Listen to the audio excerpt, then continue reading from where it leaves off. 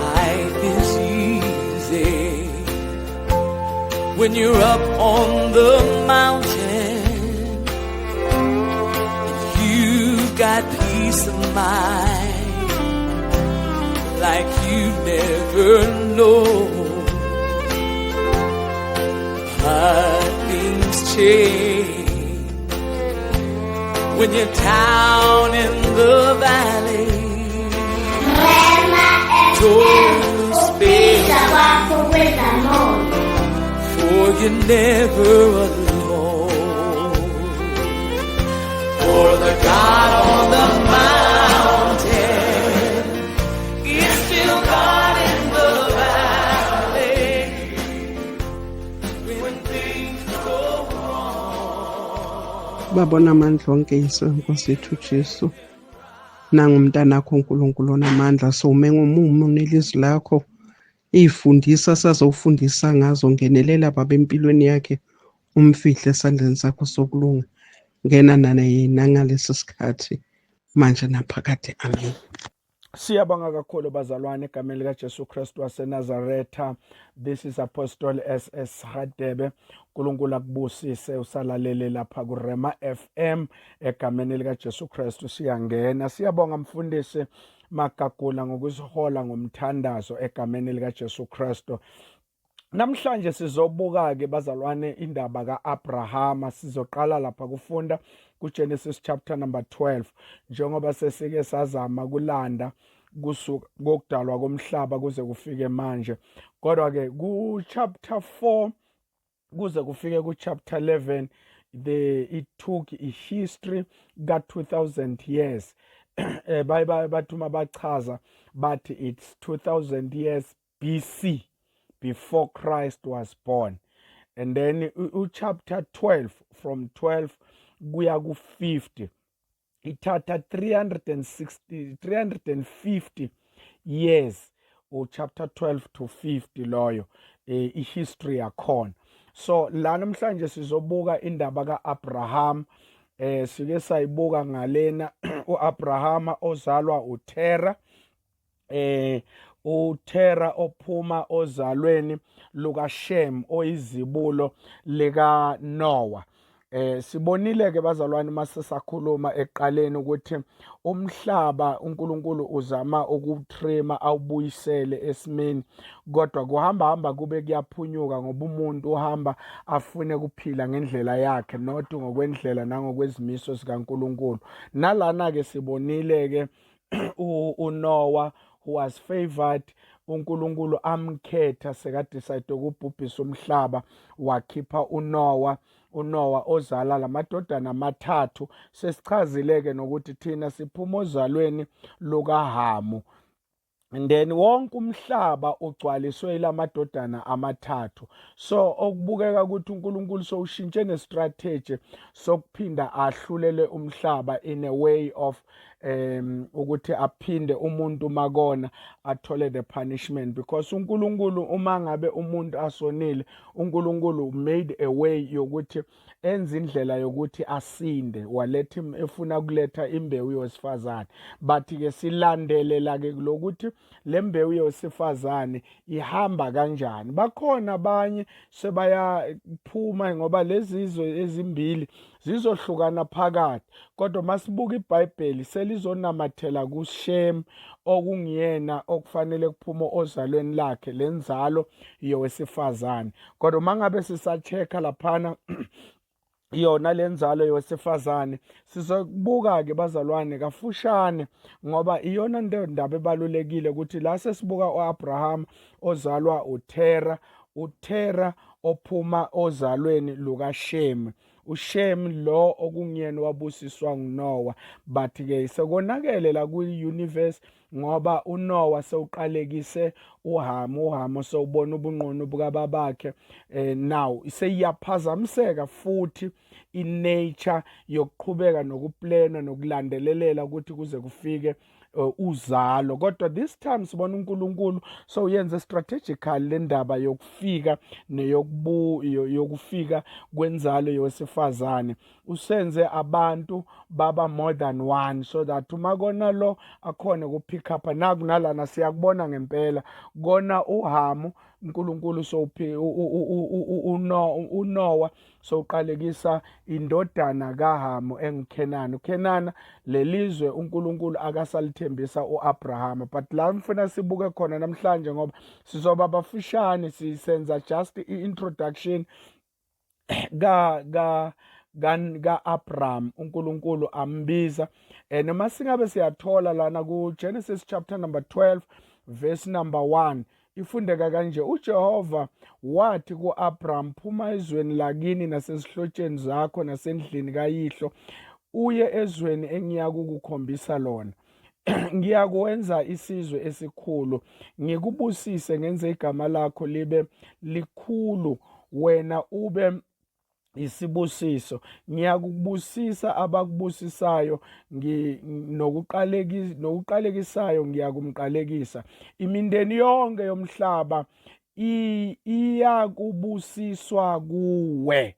Reason why we all claim ukuthi uAbraham, when there is this song when we sing Abraham's blessings are mine, it's because when we take le ndaba yokuthi uNkulunkulu wabusisa uAbrahama ukuthi everyone obusiswayo, ningakhohlwa-ke ukuthi uHamu sohamba nesiqalekiso. Sizombona futhi uNkulunkulu arestora uHamu ambuyisela. Kodwa ngifuna sithathe lana-ke ukuthi lesikhathi abiza uAbraham la ngokwe-Talmud lana sesithola ukuthi liphinde kahle hle ngokomthetho uverse 1 alithi uJehova wathi kuAbraham.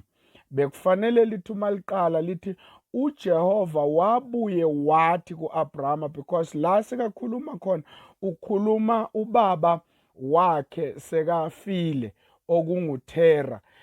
La ekhaya kubo Abraham bekade kuyikhaya ley'thixo, babakha iy'thixo, lonke uhlobo lwesithixo. Mangabe ufuna uNkulunkulu ongamthandaza bekakhiwa ngubaba ka-Abraham. Sizokufakazela lokho mangabe sikubuka encwadini yakaJoshua chapter number 24, ngoba sisandlalela sizokhuluma jule kuningi okwambulekayo nokuningi kufanele sikubuke ngo-Abraham. uNkulunkulu lokho okuningi nje okwambulayo ngoba ilesikhathi uNkulunkulu sewuzikhethela yena, kodwa uAbraham akamkhiphanga nje, wamkhipha phakathi kwezithixo. Yiko athi phuma ezweni lakini nasezihlotsheni zakho. Siyafunda Joshua chapter number 24. Soqala ukufunda kuverse 1 but siqonde kuverse 2. La nizoyizwa khona indaba yezithixo ukuthi khabo Abraham bekwenziwa izithixo. Verse number 1, uJoshua wabutha zonke izizwe zakwa-Israyeli eShekemi, wabiza amalunga akwa-Israyeli nezinhloko zakhe nabahluleli bakhe nezinduna zakhe bema phambi kukaNkulunkulu. Verse 2, uJoshua wathi kubantu bonke, usho kanje uJehova uNkulunkulu ka-Israyeli, uthi oyihlo bahlala endulo ngaphesheya komfula, uThera uyise ka-Abrahama noyise kaNahori bakhonza abanye onkulunkulu. Ngamanye amagama lana-ke uma ngabe sibuka kuTalmud ekhabo Abrahama bekwakhiwa izithixo, umuntu bekamana choose nje uNkulunkulu noma ngabe muphi. uNkulunkulu uma ngabe abizo Abrahama wambiza uThera esasekhona. Njengoba la ku chapter number 12 sesithola ukuthi uThera uAbraham, uThera sewufile, uAbraham useHaran. uNkulunkulu akaqalanga kubiza uAbrahama eHarana, wabiza uAbrahama engakafiki eHarana. Asikubuke lokho sikufakazelise encwadini yezenzo uNkulunkulu akwambula ngoStefani uma ngabe uStefani ezothi uyachaza icebo likaNkulunkulu bese bemkhanda ngamatshe.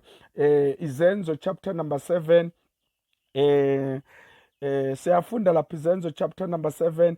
Let's start to read from verse 1 sizokwehla nayo kahle nayo iku verse number 2, kodwa siqala ukufunda uverse 1.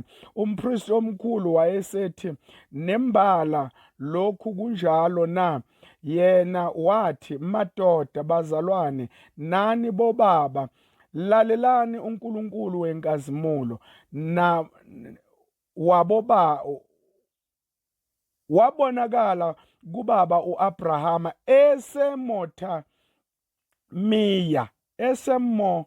Mesopotamia. Right, ngicoleleke ngendaba yokufunda la. Mesopotamia engakakhi eHarana, wathi kuye phuma ezweni lakini nasezihlotsheni zakho uye ezweni engiyakukukhombisa lona.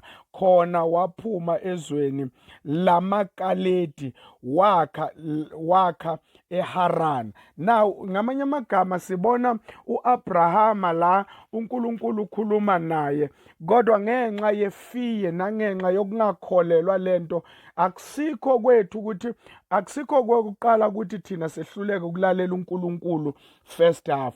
Kuyasibamba vele ukuthi kunesikhathi la uNkulunkulu singamlaleli lesikhathi akhuluma, kodwa siqale siphunyukelwe ukulalela uNkulunkulu. NoAbrahama naye uyasikhomba ukuthi ngokwemvelo yomuntu kunzima kusheshe ubambe izwi lakaNkulunkulu ngokukholwa. Ningakhohlwa ukuthi lesikhathi ase Mesopotamia ehlala nobaba wakhe uTera, babakha izithixo, abantu befika la ekhaya bezothenga izithixo khabo Abraham. Lesikhathi uNkulunkulu ambiza Tera, waya kubaba wakhe, wafika wamtshela ukuthi uNkulunkulu ukhulumile nami wathi ngiphume ezweni uzongenza isizwe sikhulu. Ungakhohlwa uNkulunkulu ukhuluma nje uSara uyinyumba, uNkulunkulu ukhuluma nje la ekhaya kukhonzwa izithixo, kukhonzwa onkulunkulu bezithixo. Abomakhelwane bendawo babuya bezothenga lezi zithixo la, baphume baye ngaphandle. Uma bafika ngaphandle babuye bazofakazela ukuthi izithixo zibasebenzela kanjani. So le ndaba yokuthi uNkulunkulu makakhuluma naye nathi singasheshi sikholwe, sikubamba nakuye ukhokho wethu Abrahama esithi he's a father, he's a giant of faith. Naye kwabanzima lokushesha akholwe, usuka eMesopotamia uyokwakha eHarana ukuthi uma ngabe ngempela leli cebo likaNkulunkulu liyafeyila, kube lula ukushesha abuyele aye eMesopotamia bayoqhubeka nabo uNkulunkulu.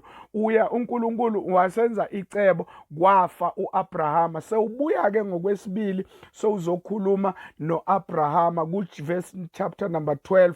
Ngifuna ke ukuthi sibambe lapho ngoba ngifuna ukuheha ukuthi uqhubeke ulalele isifundo esilandelayo la sichaza khona. Lana asikhulumi ngoAbrahama angumJuda, sikhuluma ngoAbrahama asezweni lamaKhaledi. Ngamanye amagama uAbrahama wayengumKhaledi ngokwe-original kuchazwa izwe laseMesopotamia bekuhlala amaKhaledi. Kusho ukuthi noAbrahama bekangumKhaledi, bekangesumJuda. uNkulunkulu akazange athathe abize abaJuda. Funeka silungiseke la emqondweni ukuthi iBhayibheli ayisilo labelungu, iBhayibheli akusilo labaJuda. Sizoyibona masiloku sichubeka amaJuda asangena ukuthi angena kanjani ngokwecebo lenzalo yesifazane. Kodwa the gospel was never being made when God said ngizokwenza isizwe esikhulu. Ubengakhulumi nomJuda kodwa wayekhuluma nomuntu wabezizwe. AmaKhaledi abantu bezizwe uNkulunkulu abathathayo ababuyisa azobenza babe uhlobo, babe ingxenye yezethembiso izimbiso zakhe. Ngifuna futhi okunye uma ngibuya sizobuka-ke ngale uNkulunkulu umbusisile uNowa. Lana uNkulunkulu uyambusisa uNowa aphinde akhe izethembiso zakhe phezu kwaNowa ngokwezwi. Kwabizwa ukuthi uAbrahama fanele akholwe izwi likaNkulunkulu engabonanga le Khanani akhonjwa yona akakasafike kuyo before, kodwa kuthiwa uyonikwa into angakasayibona. Number 2, ukuthi uyoba isizwe esikhulu. Ungakhohlwa umkakhe uyini, uyinyumba. Sizoqhubeka-ke siphinde sibone an adoptive son owayekade lesikhathi aphuma aye eKhanani waphinda wathola an adoptive son, waze wacabanga ukuthi ngiyo Isaka kakazalwa la, bo Ishmael abakazalwa la, kodwa wa-adopta lo mfana waze wamthatha wafuna kumenza indlalifa. uNkulunkulu denounce that ukuthi ngeke akusuye lo engimbizile. I hope ukuthi ubusisekile nangalesifundiso se-introduction ka-chapter 12. Ngiyabuya no-part 2. uNkulunkulu akakubusisi, uNkulunkulu akakwenze kahle egameni likaJesu Kristu waseNazaretha. Bye bye.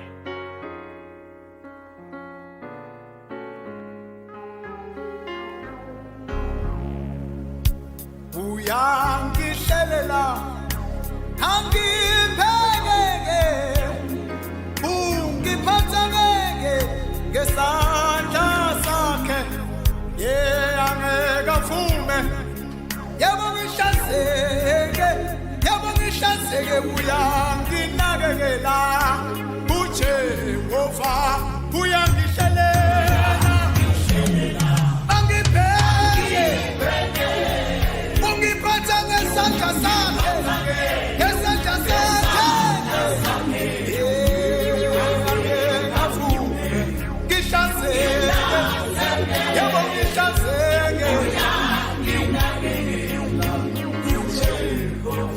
uyangihlelela